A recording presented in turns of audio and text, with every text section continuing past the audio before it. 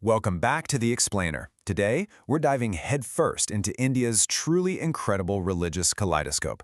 We're looking at a civilization where some of the world's major religions were actually born and where others found a welcoming home.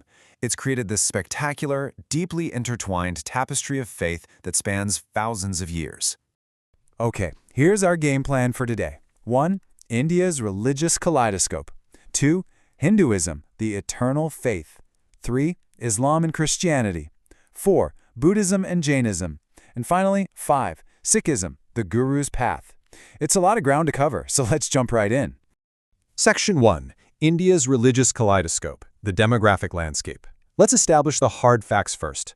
What does this pluralistic society actually look like by the numbers? To put things into perspective, based on the 2011 Indian census, Hinduism is the majority faith, making up nearly 80% of the population. Then you've got Islam at just over 14%. Following that, we see some really vibrant minority communities. Christians at 2.3%, Sikhs at 1.7%, and the rest made up of Buddhists, Jains, and various indigenous tribal faiths. Honestly, it's like a giant puzzle of belief systems, all coexisting under one national roof. But you know, when you look closer at this demographic data, there's a really specific number that stands out: 1,009. Within the Christian community in India, there's actually a positive sex ratio of 1,009 females for every 1,000 males. And that detail actually highlights an amazing thread we're going to trace today: the evolving role and the powerful voice of women across all these different faiths. All right, moving to Section 2, Hinduism, the eternal faith. Historically known as Vedic Dharma or Sanatana Dharma, it's the oldest and largest faith in the region. Now, Hinduism is incredibly flexible, having absorbed numerous beliefs over millennia, but the absolute bedrock concept here is Brahma. And just to be clear, Brahma isn't some old man in the sky. Rather, it's this eternal, infinite, all-embracing force that literally pulses through every single form of life. The ultimate goal? Understanding the connection between that universal Brahma and your Atma, which is your individual, indestructible soul. And what governs that relationship? Karma. Think of karma as spending your life following Dharma, the universe's ethical and social code. Because the soul goes through an endless cycle of rebirths. The specific good or bad deeds you do right now directly dictate exactly what your next life is going to look like. It's cause and effect on a cosmic scale. So how do you actually navigate this? Well, a complete, successful Hindu life integrates 4 key pursuits called Purushartha. First, Dharma, following your ethical code. Second, Artha, achieving material success. Third, Kama, experiencing worldly desires and love.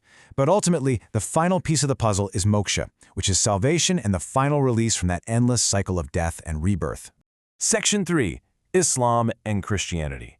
Now we're shifting gears to faiths that originated outside the subcontinent, but beautifully wove themselves right into the Indian societal fabric over centuries. Islam first arrived with Arab sea merchants way back in the 8th century. Now, along with believing in one omnipresent God and the Prophet Muhammad as the final messenger, Muslims have 4 very specific foundational religious duties. We're talking about praying 5 times a day, paying zakat, which means donating 2.5% of your assets to charity, fasting during the holy month of Ramadan, and completing the Hajj pilgrimage to Mecca at least once in their lifetime. Within Islam, you basically have 2 major, well-defined sects. The Sunnis believe that succession after the Prophet rightfully went to caliphs based on his teachings. On the flip side, Shias believe that leadership should have stayed within the Prophet's family line, specifically passing to his cousin and son-in-law, Ali, through spiritual leaders known as imams. Alongside Islam, we have Christianity, which actually has insanely ancient roots in India. Tradition has it that the Apostle Thomas landed on the coast of Kerala way back in 50 AD. No way, right?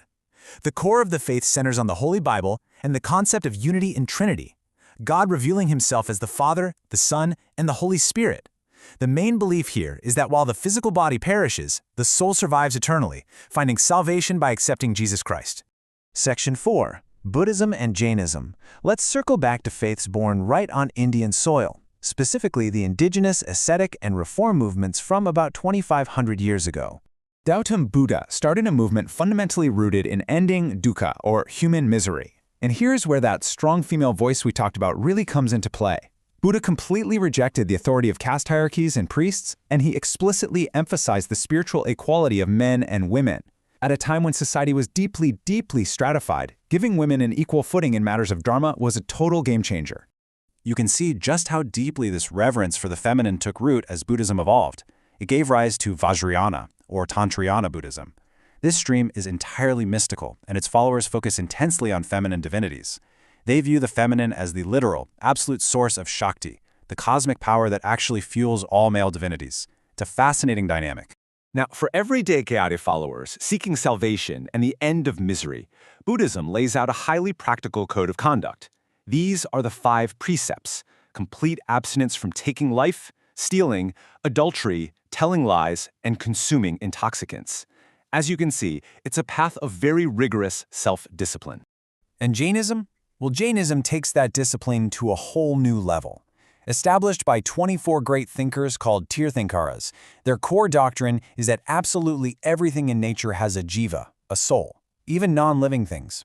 Because of this, they follow 5 strict vows. The absolute most critical one is ahimsa, or non-violence. Then comes sunrita for truthfulness, asteria for not stealing, aparigraha for non-attachment, and brahmacharya for chastity. It is a profound, lifelong commitment to doing zero harm to the universe. Section 5. Sikhism.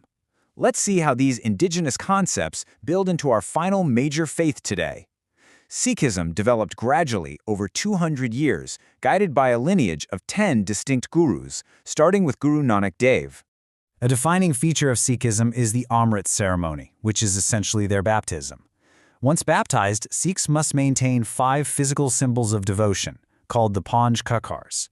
These are Kesh, which is uncut hair, Kara, an iron bangle worn on the right hand, Kirpan, a sword specifically meant to protect the weak, Kanga, a comb, and Kacha, a specific undergarment symbolizing chastity and strict morals.